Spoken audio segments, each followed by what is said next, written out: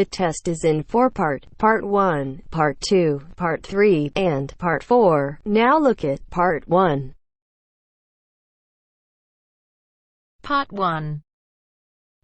You are going to listen to a conversation between two friends who are discussing the organization of a party. As you listen, answer the questions.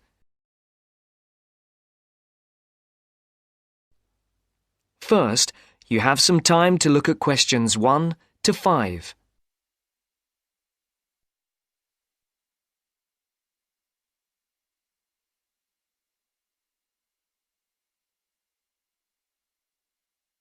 Now the test will begin. You should answer the questions as you listen, because you will not hear the recording a second time. Listen carefully and answer questions 1 to 5. Hi, Matt. Right on time. Have you been waiting long? 5 minutes. The buses were held up on the high street. Otherwise, I would have been early. Yeah, there's something wrong with them today. Yes, I think so. OK, what shall we do? Shall we go and have a coffee? Yeah, that would be nice. There's that place on the corner over there. It does really nice coffee and cakes and things, and at this time it's usually very quiet, so we'll be able to talk. OK, let's go there then. So, when's the party going to be? Well, it has to be at the end of September, before we all leave for university. We've plenty of time then. We don't go for another 5 weeks, do we? Well, we haven't really got that much time, if you think about it. There are only a couple of weeks at the beginning of September when all of us are around. Oh, yes, I forgot. Nazrin, Phil and Nikki and all that lot have gone off on holiday. And I'm away for 2 weeks from tomorrow. So, what does that leave us then? As far as I know, we're all here between the 19th and the 30th of September. Will Sandra be around then? I know that she has a whole string of family birthdays at that time, and she might not be available. Well, let's make a note of that, and we can contact her about it. OK. Shall we settle for the 21st of September then? What day is the 21st? It's a Saturday.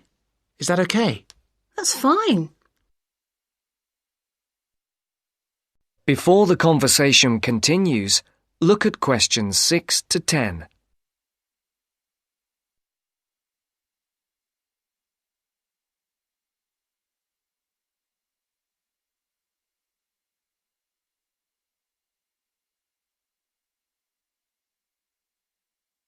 As you listen to the second part of the conversation, answer questions 6 to 10. For these questions, there are 3 alternatives, A, B, and C. Decide which alternative is the most suitable answer and circle the correct letter. And now for the tricky bit. Where are we going to hold it? Well, I spoke to Nikki last week and she volunteered her place as they have a huge house and garden. Oh, fantastic. Will her parents be around? Yeah, I think so, but she said they won't mind. Oh, right. Well, my parents wouldn't like it at all. Nor mine. But is it definite? Yes.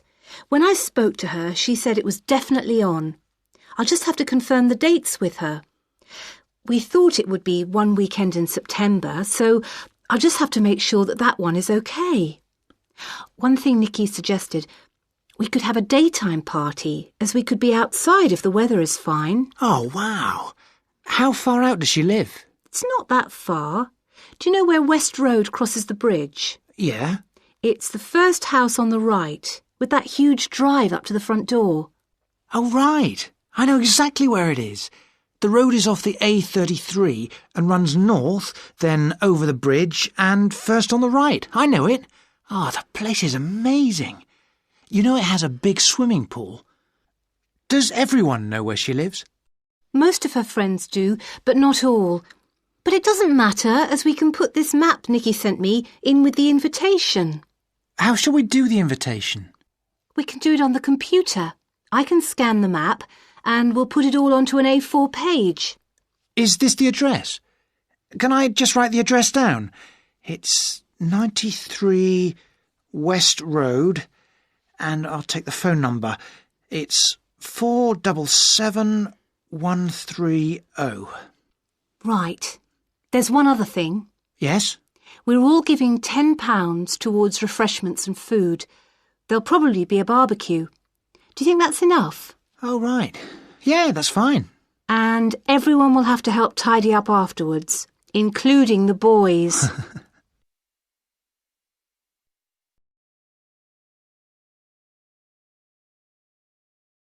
That is the end of part 1. You now have half a minute to check your answers.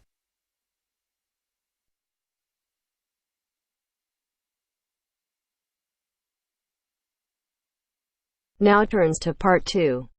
Part 2. You will hear a talk on New Zealand radio about an art sale which is being held to raise money for charity. First, you have some time to look at questions 11 to 13.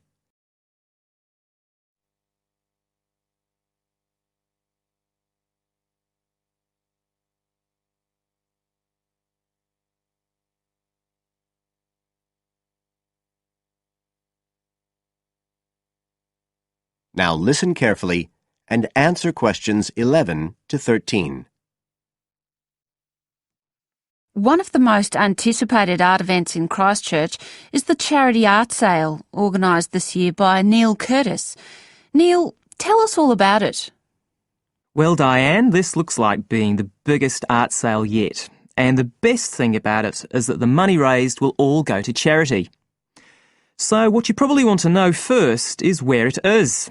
Well, the pictures will be on view all this week, most of them at the Star Gallery in the shopping mall. But we have so many pictures this year that we're also showing some in the cafe next door. So do drop in and see them any day between 9 and 5.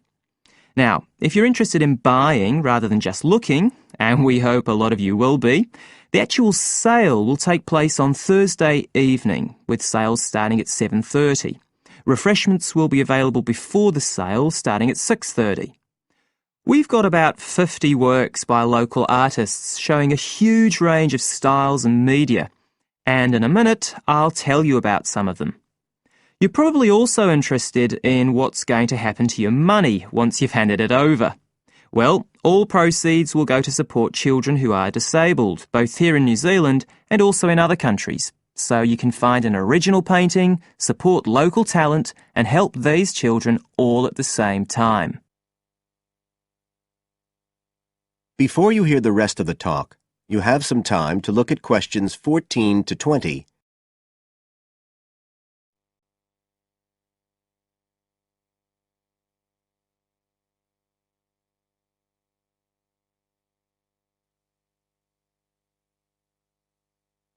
Now listen and answer questions 14 to 20. Now, let me tell you a bit about some of the artists who have kindly agreed to donate their pictures to the charity art sale.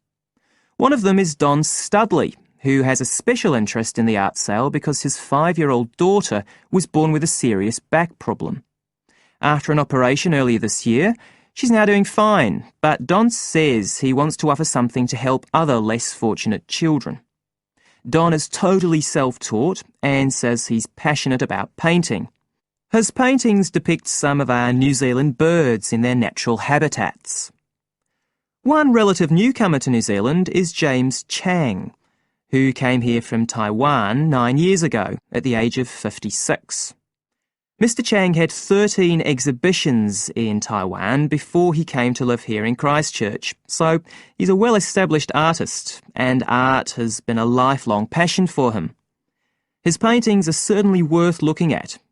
If you like abstract pictures with strong colour schemes, you'll love them. Natalie Stevens was born in New Zealand, but has exhibited in China, Australia and Spain. As well as being an artist, she's a website designer. She believes art should be universal, and her paintings use soft colours and a mixture of media. Most of her pictures are portraits, so watch out, some of them may even be friends of yours. And then we have Christine Shin from Korea. Christine only started to learn English 2 years ago when she arrived in New Zealand, but she's been painting professionally for over 10 years, and she sure knows how to communicate strong messages through the universal language of art. She usually works from photographs and paints delicate watercolours, which combine traditional Asian influences with New Zealand landscapes, giving a very special view of our local scenery. Well, that's all I have time to tell you now, but as well as these four, there are many other artists whose work will be on sale, so do come along on Thursday. We accept cheques, credit cards or cash. And remember, even if you don't buy a picture, you can always make a donation. That is the end of part 2. You now have half a minute to check your answers.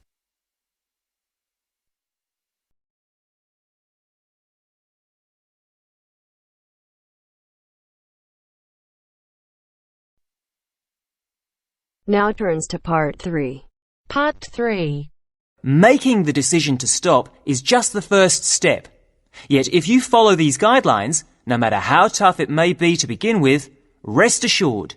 First, you have some time to look at questions 21 to 26.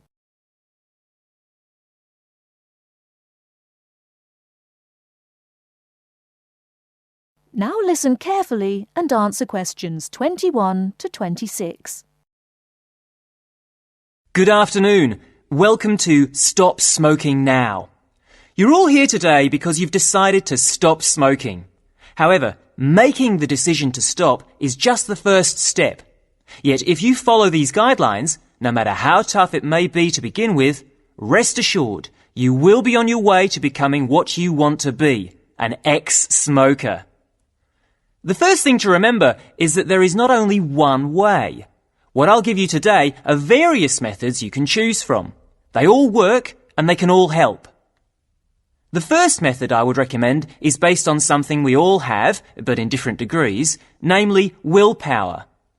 Of course, just making the decision to stop is an enormous act of willpower alone.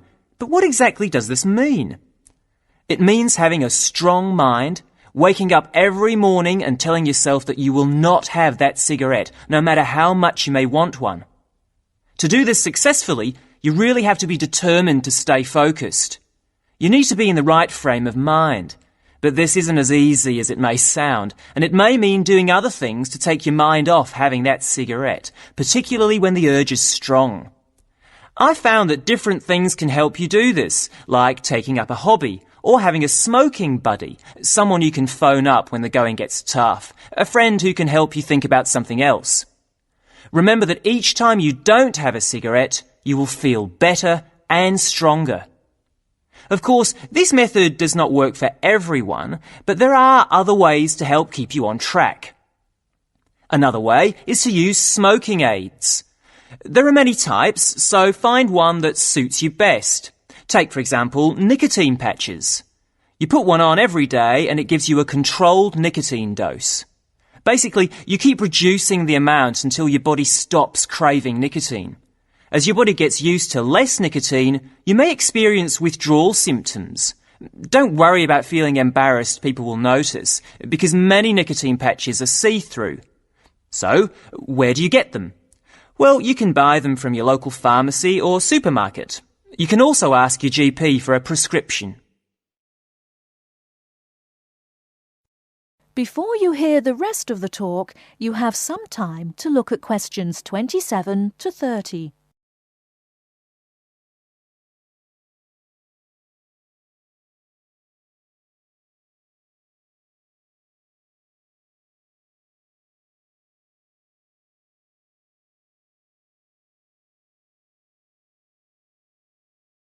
Now listen and answer questions 27 to 30. Another method that is becoming more popular is alternative therapies. Giving up smoking is not only difficult for your body, but also your mind, as the emotional stress can be really severe. One therapy that springs to mind is acupuncture. This can help you relax, calm you down, making you much more likely to want to give up. Acupuncture usually lasts between 50 to 90 minutes. As your body and mind become stronger, you should need fewer sessions. The good thing about acupuncture is that it takes harmful toxins caused by smoking out of your body. And I'm sure you'll all like this, it does not increase your appetite. So giving up smoking using this method means you won't put on weight. It can take as few as 5 acupuncture sessions to cure you, but of course this depends on the type of person you are. I suppose one of the biggest advantages of using this method is that there are almost no withdrawal symptoms because it works from the inside. What I mean by this is that acupuncture takes away your wanting to smoke, and this feeling, on top of the feeling of calmness, stays with you after the treatment is over. At the end of the day, it doesn't really matter which method you choose. What's important is that you make the decision and then stick to it no matter what. If you give up, think of the money you'll be saving. There is no better time to start than today. You can kick the habit for good. That is the end of part 3. You now have half a minute to check your answers.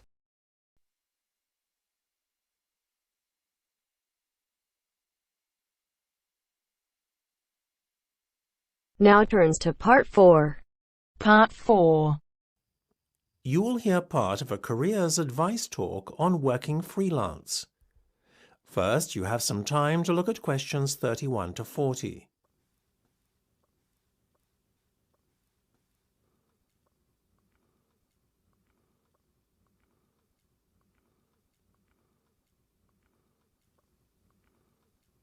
Now listen carefully and answer questions 31 to 40. Working for an employer in a 9-to-5 job has long been the accepted norm. However, this could soon be set to change. A rising level of unemployment, combined with a sense of disillusionment amongst employees with their workaday lives, is at the root of this modern-day revolution in the workplace. Now, there is a growing trend amongst people of all ages and from all walks of life to opt for freelance work, rather than working for an employer. It sounds a risky option and a potentially stressful one, but on the whole, the benefits of freelancing seem to vastly outweigh those of working for someone else. In fact, recent research has shown that those who quit their jobs to work for themselves are the country's happiest and most productive workers.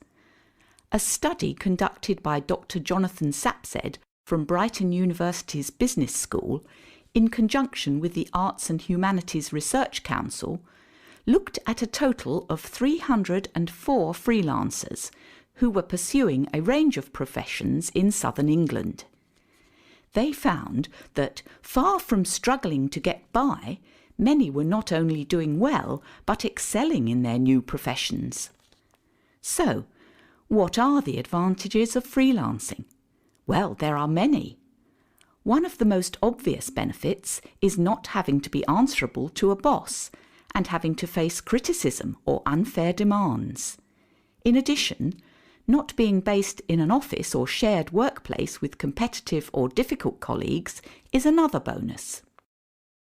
But what is probably the most attractive pull of working freelance is the freedom to determine your own work schedule. You are no longer at the mercy of a timetable dictated to you by your employer. If you have family commitments, these can easily be fitted around your working hours. Furthermore, if you have an off day one day, it's easy to make up time another day without having to face your employer's wrath when you are being less productive than usual. Those who work in creative and digital industries stand to benefit most from working freelance.